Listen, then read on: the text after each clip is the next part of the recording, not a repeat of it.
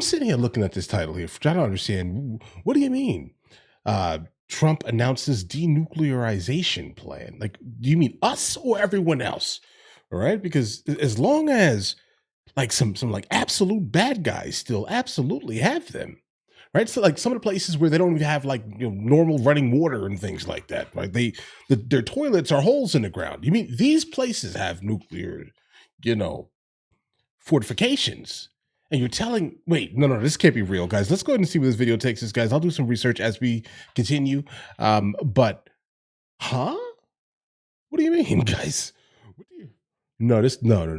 I refuse, guys. I refuse to believe, bro. Vladimir Putin pushing forward with nuclear tests a week after President Trump suggested that the United States would conduct our own. But Trump says there's another path. We're the #1 nuclear power, which I hate to admit because it's so horrible. Okay, is it? Such a horrible situation if it ever has to be used. Russia's second, true. China's a distant third, but they'll catch us within 4 or 5 years. They want to catch us, and they'll be able to catch us, and we're maybe working on a plan to denuclearize the three of us. So we'll see if that works. Okay, so were those the exact words that were used here? We're working on a plan to denuclearize the three of us. I don't really see China or Russia actually doing that. I do understand, guys, listen, we never need to use this. Like there's nothing good that comes from even having to even seriously have a conversation about even utilizing it, guys. Truth be told here. All right, like there's nothing good that comes from this here. But let's continue. Here to react is Fox News senior correspondent Benjamin Hall. Round of applause for Benjamin, guys. In person, you're going to be presenting tonight. Yes, sir. So the president rocked the world when he said we're going to start nuclear testing first time since the early 90s. And now he's saying the goal would be to denuclearize. Yeah, it's really interesting to see the back and forth between Russia and the US on this. I mean, President Putin was clearly responding to what President Trump said. But there are some caveats under that. It would take Russia months, if not years, to prepare for a proper nuclear test. And the Energy Secretary, Chris Wright, told Fox on Sunday that, in fact, the US were not going to test the explosives. They were going to test the system around them. So perhaps in one sense, this is a bit of back and forth bluster. But there are underlying issues when it comes to the nuclear facilities around the world. You know, Russia tested its new nuclear missile a month ago. It tested its nuclear-powered torpedo a month ago. The US tested one last week. You see China building up its nuclear facilities. Massively, increasing its number of weapons. And the START treaty, which limits how many nukes both the US and Russia can have, expires next February. Now, there are a lot of things underlying here that suggest that we're seeing more action on the nuclear level. And Russia has been using this against the US for some years since Ukraine started, effectively telling President Biden, if you give weapons to Ukraine, we might use a nuke. You've been bluffing the whole time. They have been bluffing, but you know, one thing is to say it's bluffing, it's two sides just talking. Guys, we don't need another Chernobyl, bro. Like, listen, I blame you guys for that in the first place, all right? Let's start right there.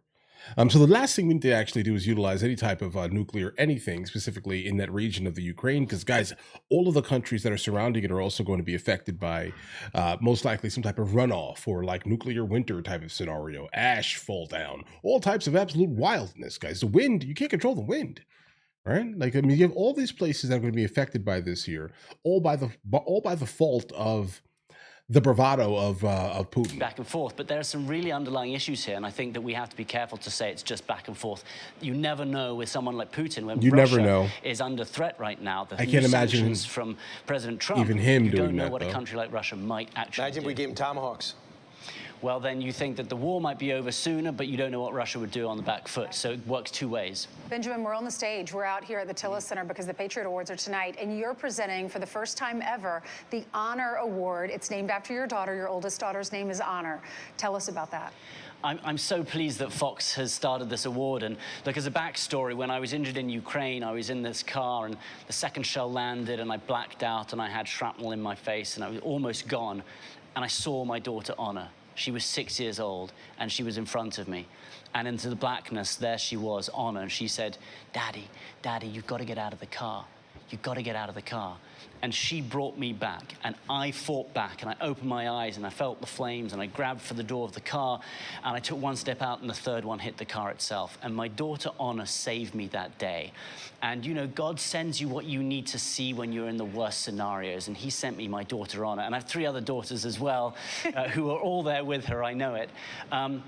But this award tonight we're giving to an incredible, I don't know if we can say who we're giving it to yet. No, I don't Probably think so. not. I think so, yeah. A remarkable, remarkable winner who has done incredible things, and it's just a privilege that I get to do it in the name of my daughter who saved my life. Our audience is always asking, because you don't look, as I always say, what you've been through. And so, how are you doing? No more surgeries. You look good, man. I've never been better. I'm a firm believer that you go through difficult moments and you come out stronger the other side. No, and that's thanks to so many people who watch Fox, you know, when people surround you and they say, you can get through this, we're by your side, you can do it. And look, I'm on the other side now, and I think it's my duty to help people who are going through difficult moments of their own. And so you pass on what you were given, and I was given support by Fox, by the viewers, by everyone else, and now I pass that on to everyone else who's going through tricky. And then you had the courage to go back to Ukraine and do an interview with President Zelensky. That took a lot. Well, totally, but you know what? They tried to silence journalists that day. They said, you know, we're attacking journalists, we want their voice silenced, and I wanted to go back to say, we're not silenced. You try to attack us, we will keep reporting, we will keep bringing you the news. That's the most important. And I know, as all sisters do, Honor says to her other sisters, I saved Daddy's life. Really cute. Okay, guys, I'm just trying to see exactly what this was about here.